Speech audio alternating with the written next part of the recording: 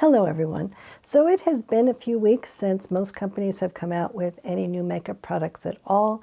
As we move into the holiday season, most companies are just promoting the products that they already have released. But I did find one exception that I have picked up, and this is a new eyeshadow palette from Nars. And this is called the Afterglow Tempting eyeshadow palette. And I don't think that this is supposed to be part of the Nars Christmas release. I think it's more supposed to be leaning into spring. So it has this pink packaging to it, and it also has this lavender shade in it that I think does look to me like it is a kind of a spring type of a shade. And I have actually been really enjoying this a lot.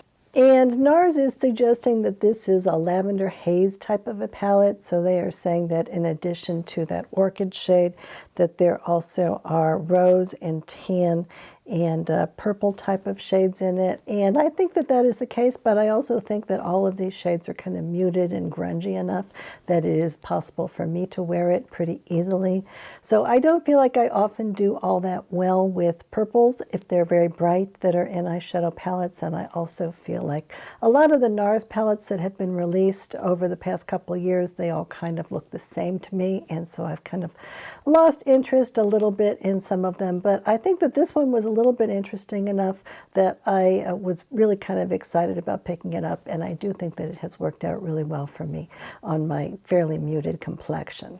And then there are a few other products from Nars that I picked up over the past several months, and so I thought I would talk about those a little bit in this video. And I also noticed that there are some good deals in their last chance section on products that I already have, and so I thought that I would demonstrate a couple of those as well. So first, a little bit of information about me. I am 60 years old and I have dry and very sensitive skin.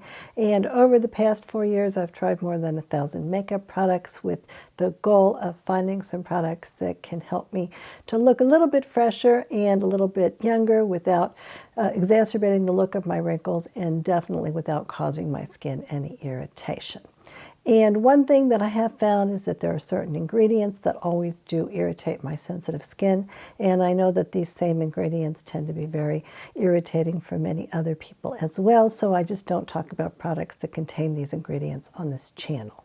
And as for Nars, it was the case in the past that they did include a lot of problematic ingredients in their products, and so I did have difficulties with them. But I have found that since the beginning of 2022, so for the past 3 years, really everything that they have come out with has been perfectly appropriate for me and hasn't caused me any irritation at all, and their ingredient lists are looking really good.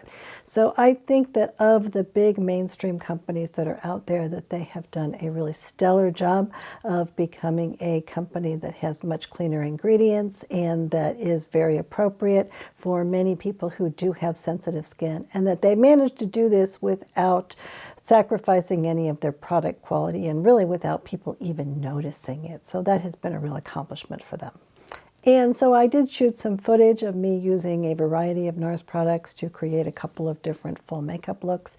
And so I'll be talking about those in a few minutes. But I thought that what I would do first is just to talk about the Nars holiday releases. And those are right now on some pretty good sales in a lot of places. And so this could be a good time to think about picking them up if there's any interest in those. And so their main release for the holiday season is called the Pure Luxury Light Reflecting Cheek and Eye Palettes, and there are 2 different versions of these, one for lighter skin and one for darker skin, and they're originally priced at $60. And I felt like this is actually kind of a nice palette, especially in terms of the lighter palette's colors. And so that is a palette where I do think that those shades would all work really well on me, and I do think that most of the shades in it are really versatile. And I think that they're very pretty, and it's a little bit shimmery in terms of some of the shades, but it's not very shimmery, and I think as an everyday look it would be really pretty.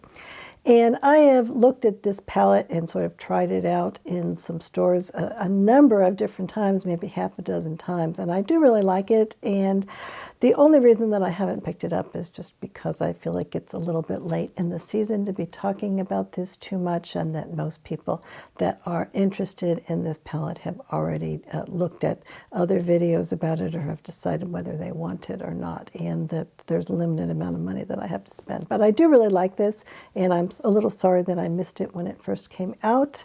and that I was kind of preoccupied at the time. Now, one thing that I did notice with this palette, though, is that when I swatched it on my hand with my fingers, I feel like it is very muted in terms of the shades, and that they're not swatching with a lot of pigment. And so I think with this palette that it would be a good idea to pick it up with like a dense brush, or it might work a little bit better with a natural brush rather than a synthetic brush, something like that. But I did notice on the Sephora site that there were a number of people that were complaining that this palette was not very saturated.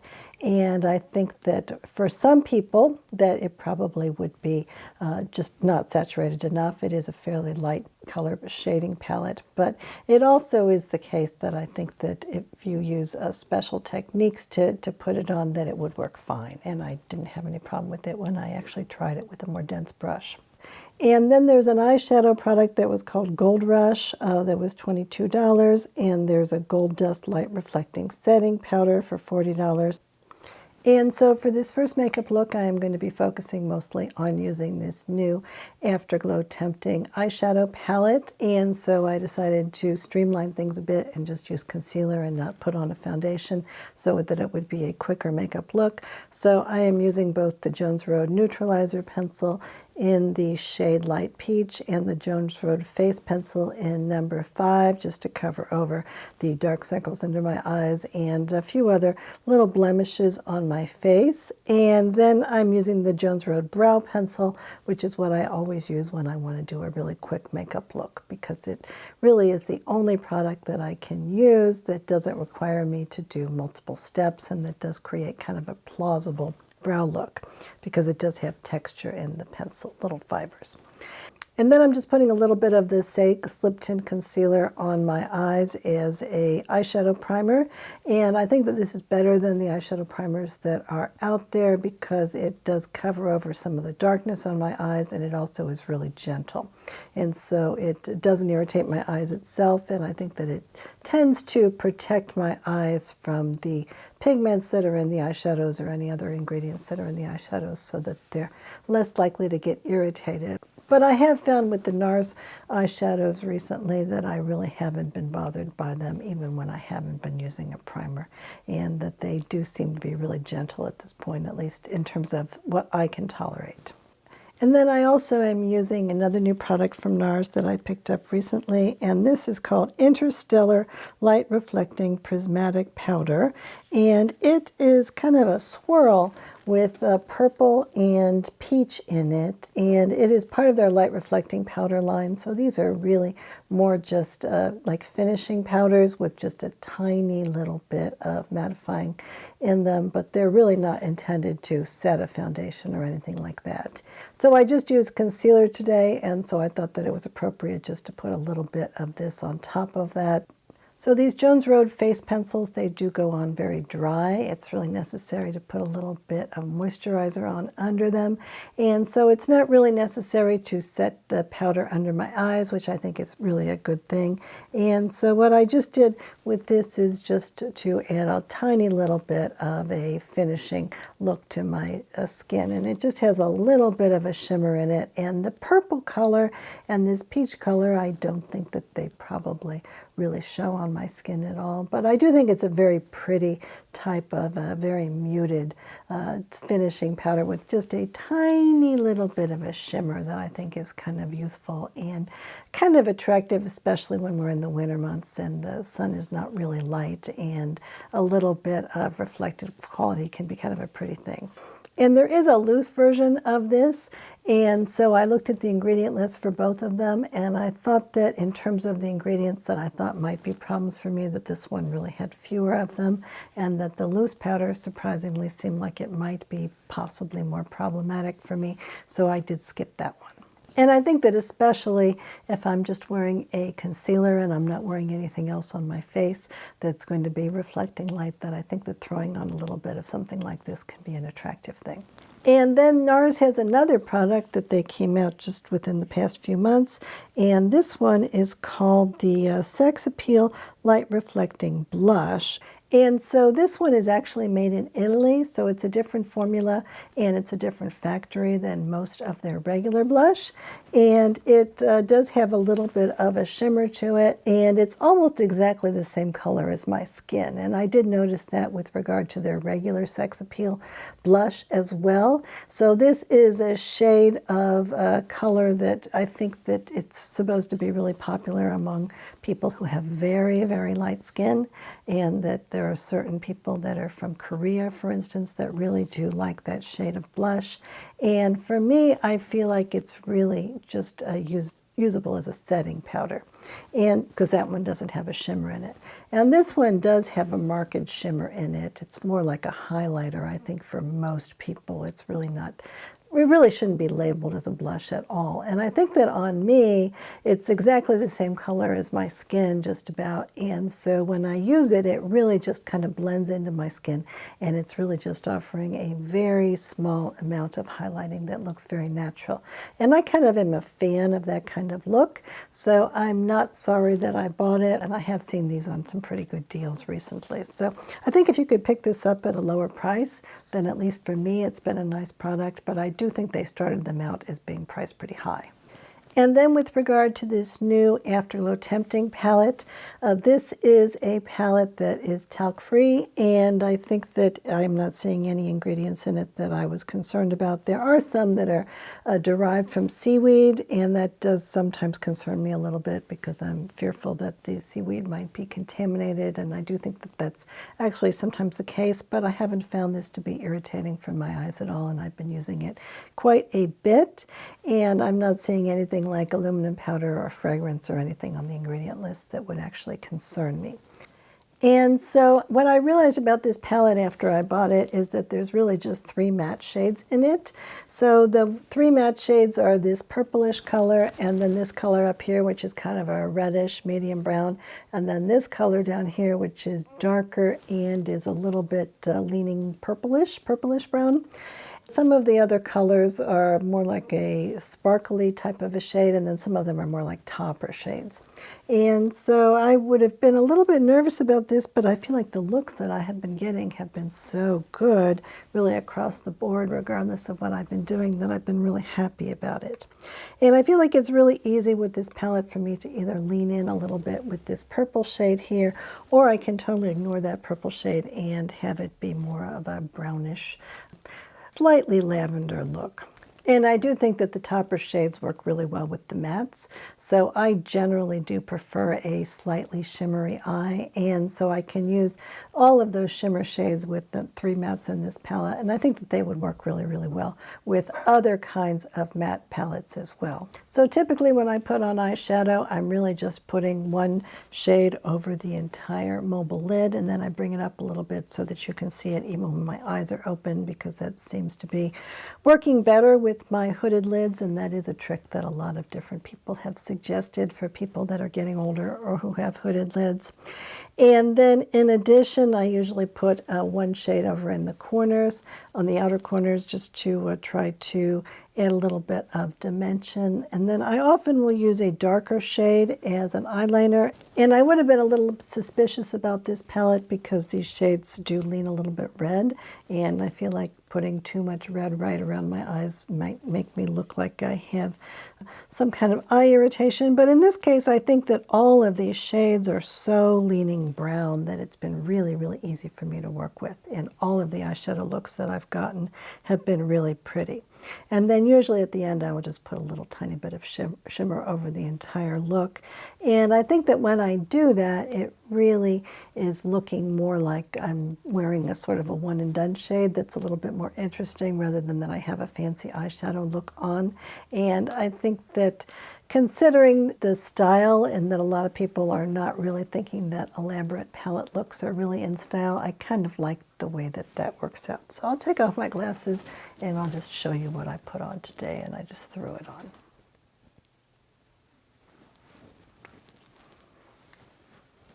And so I would really say that of all the eyeshadow palettes that I have purchased recently, that this one has been really a go-to for me in terms of it being really, really easy for me to put on and really creating a pretty look that I can really not have to worry about too much, and that it just takes a few minutes and then I'm done with it. And it really looks really nice regardless of what I'm wearing and regardless of what I'm doing. So I'm really happy about that. And then last year I picked up this face palette from Nars, and this is called All the Glitters. And so these are really all shades that have a little bit of a shimmer to them, or in some cases a lot of shimmer. And so I do really like these colors, and I think that this has been a very nice palette for me, and I've certainly gotten a lot more use out of it than I have, for instance, with my Hourglass palette. So that would be a little bit of a surprise. I would have expected to be reaching for the Hourglass palette a little bit more, but I actually kind of like this one. And what I thought last year was that this red shade was really too red for me, and that it was a little bit hard to make it work. But I feel like this year that red blush has become so popular that I've been kind of leaning into that color a little bit more. And I actually did put that shade on today. I first used this shade down here, which is a shade that's kind of a brownish, purplish mauve type of a shade, or terracotta almost. And that has worked really well. And then I just put the red blush on as a little bit of pop over it. And I think it's looking perfectly nice. And I am starting to really like red blush. It took me a while to come around to it, but I feel like this is a palette that I'm using a lot more now that I am thinking that the red blush is usable rather than kind of scary. And I am thinking that this pink shade here, that this is almost leaning into purple. And this is more of a highlighter shade than it is a blush shade. So I'm just going to add a little bit more of that on there, just because I think that it might go with my shirt and with my eyeshadow look. And so this is last year's palette, and so it has been discontinued, but I have seen it on the Nars website at a better price, and I've actually liked this palette. I think this has been a nice color selection, and especially for the fall and the winter months, I think that these colors have worked really well for me.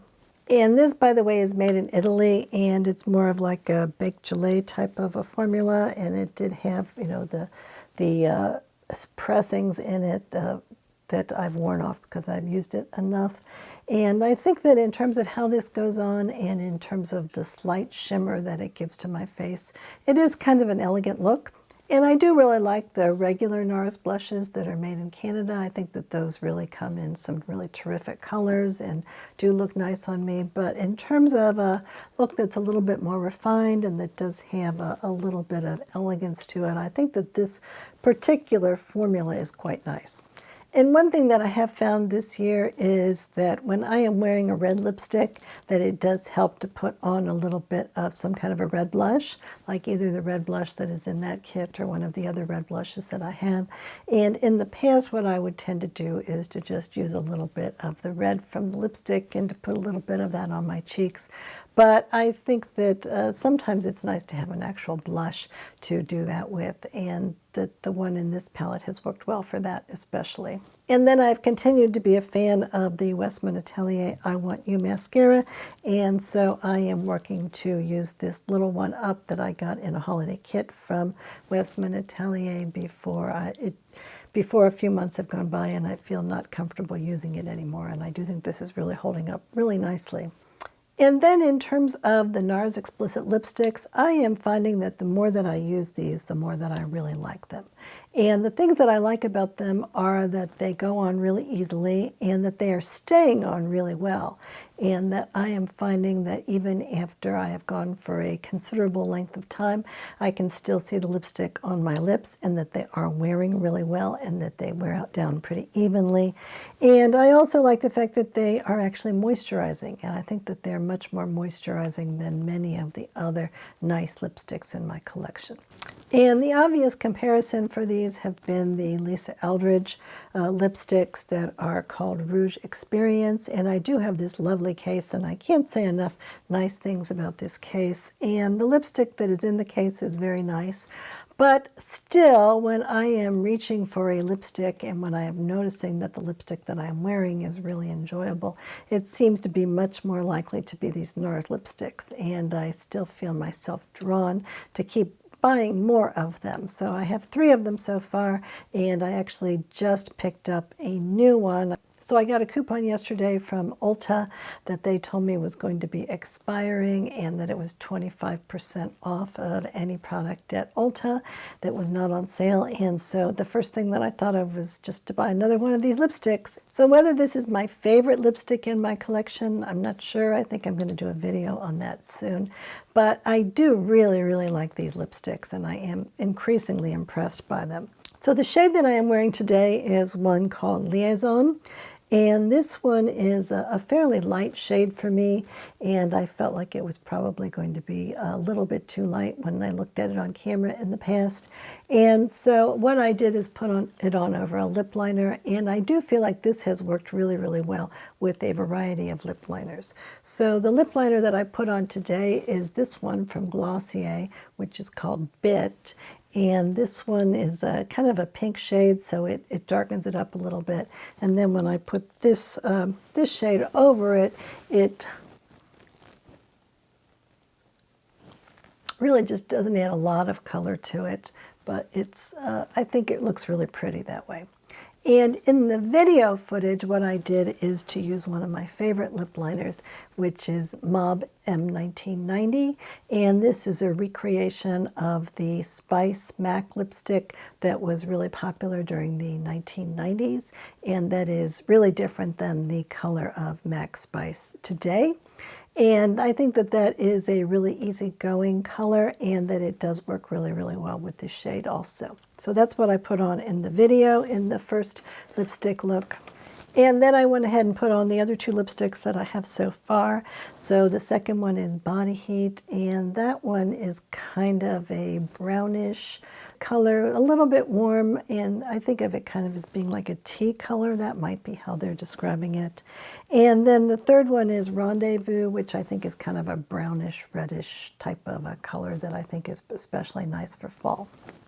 And then just for fun, I swatched another few lipsticks that are in my collection from Nars, and these are both from the Power Matte line, and so these have a lot more pigment and they are matte and they will stay on your lips for a really long time. And so one of them is American Woman, which is sort of like a mauve or a dusty rose type of a color, and then there's one that is Too Hot to Hold, which is like a brownish maple red type of a color, I think. And I do use both of those pretty frequently. And I think that both of those are maybe especially suited for use with this particular eyeshadow palette. I think they go nicely together. And then one product that I did see in the last chance section that I thought that I would bring up are the Nars Soft Matte Lip Balm.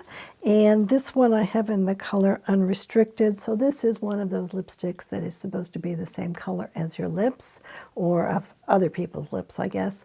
So it is a soft matte shade, and I think that it's pretty wearable in terms of how it feels on my lips. Now it does have some vanillin in it, and so that is something that makes me personally be a little bit disinclined to wear a lipstick very often, but I've still worn this quite a bit, and I do really like the way that it looks on my lips when I have worn it. And so I have seen this available recently at some pretty good deals, and so I think that that would not be a mistake to pick that up for many people.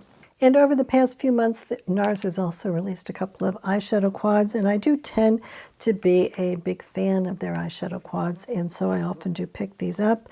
And one that I did pick up is called Rong, and this is an all matte palette, and it's kind of on the neutral side, and it's kind of cool leaning, and I feel like it's often difficult for me to wear shades that are too smoky looking, and this one is definitely on the smoky looking side, but I kind of felt like this one might be one that I could get away with, and I do think it has worked for me, especially if I add a little bit of some other kind of shimmer over the top of it.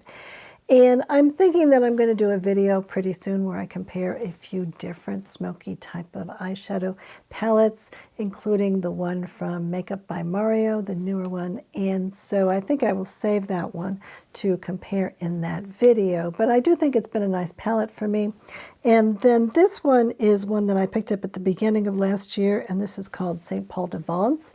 And this is a kind of a muted color story that I actually think looked really, really nice on my eyes.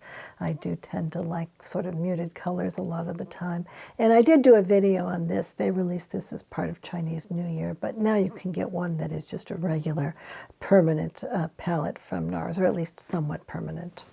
And then in the next look, I thought that I would demonstrate a couple of other products from Nars that they've released over the past several months. So one of these is a light reflecting hydrating primer, and then the other one is a light reflecting makeup setting mist. And what I will say about this primer that I am demonstrating is that I don't really think that this has been a favorite product for me. And I think that the reason for that is because it really has exacerbated the texture on my face. And that's a little bit unusual. I'm used to having many foundations exacerbate the look of the texture, but with a primer, I'm a little bit less expecting that. And this one does not have any silicone in it, so maybe that's why. But I feel like especially the wrinkles that are on my forehead, I feel like they definitely become more prominent after I put this product on. Now, it has been fine for me other than that. I think that it hasn't irritated my skin at all, and that it has looked nice on the areas of my face where I don't have wrinkles, and I think that it has worked fine under makeup. But I was really surprised at the fact that it did make those wrinkles look worse. That was really strange. And then because I wanted to demonstrate that new setting spray, I decided to pull out this new Patrick Ta foundation that I have been using recently. And this is really kind of a little bit of a challenging foundation because it does go on so wet, and it does stay fairly hydrated on the skin, so it doesn't really set down at all. So it really does need either a powder or a setting spray on the top, and so I've tried a variety of different things. And I think that the things that have worked best with this for me have either been this Nars Light Reflecting Makeup Setting Mist, which is new from Nars, or the new product that is from Makeup by Mario. And I feel like both of these have worked pretty much the same for me in terms of working with a variety of different makeup, but especially with a really wet foundation like this. This really does solve the problems. And I think that when I put this down, that the makeup stays feeling kind of hydrated, and it doesn't feel dry and it doesn't look dry. And I've been really surprised because in the past setting sprays have never worked for me. They've always irritated my skin, or else they haven't really worked very well. And in this case, I think this is a really good product and that it hasn't irritated my skin at all. So I've been really, really happy about that. And I think that if you want to make a product like this work, that this setting spray is a very good idea. And typically what I do is I just spray some of it on my face, and then I actually have just been sort of massaging it into my skin with my fingers to kind of rub it in, and then I will use a brush on top of it.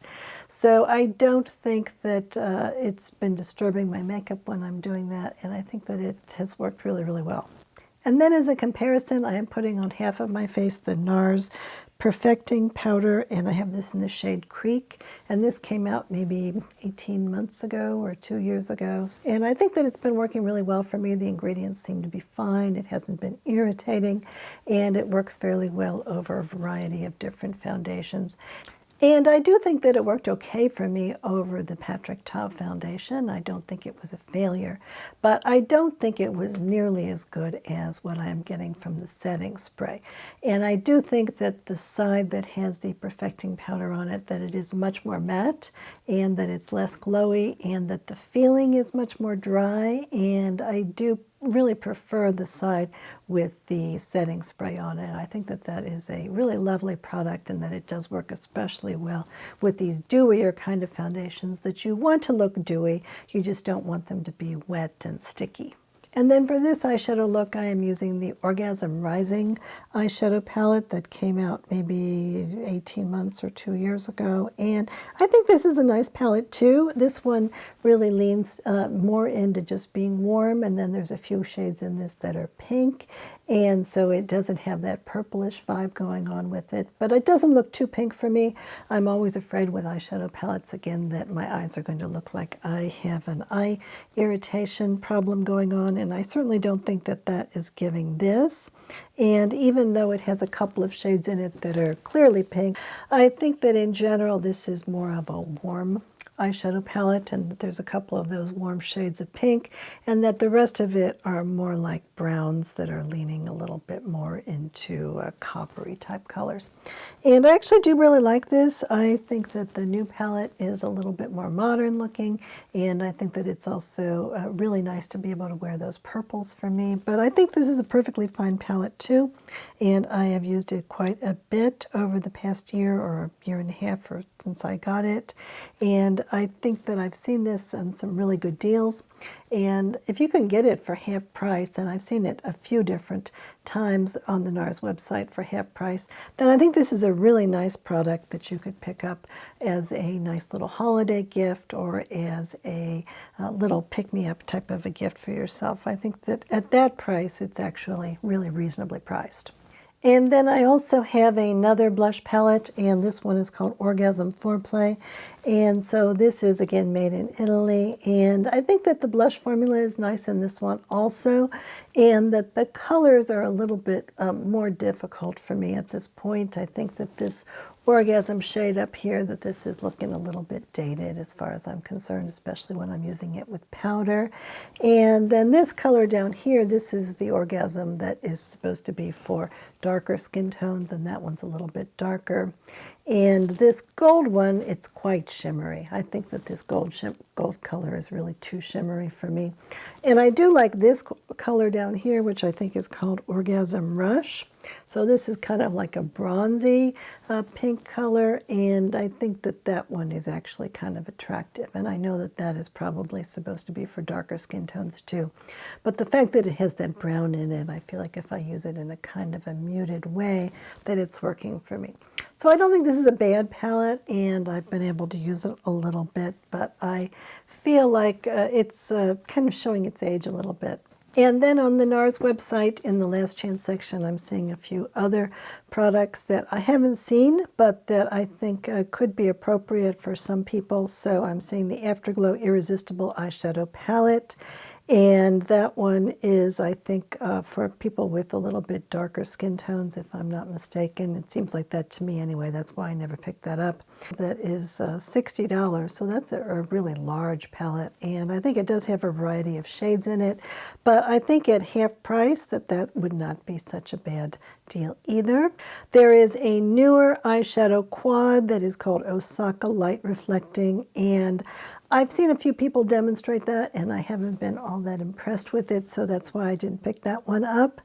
And Endless Nights eyeshadow, that's another eyeshadow palette. So in general, most of the time, if I'm going to buy something, I really feel like I need to buy it fairly early on, because otherwise people aren't going to be very interested in it. And probably the best thing that I should be doing is just buying things the moment that they come out.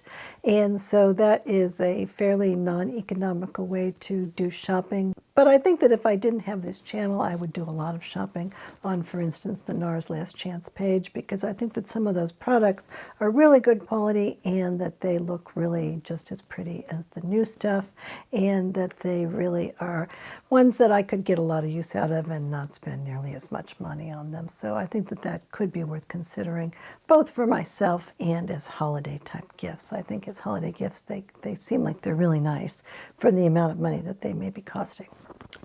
So thank you very much for watching all the way to the end of the video. And if you like, please let me know in the comments section what kind of eyeshadow palettes you really like, or if you even are interested in eyeshadow palettes, because I want to make sure that I'm reviewing things that are actually interesting to other people and not necessarily just interesting to me.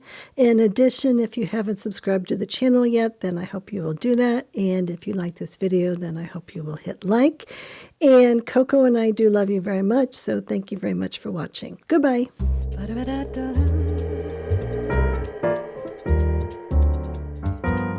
ba-da-da-da-da-da-da-da-da-da-da-da-da-da-da.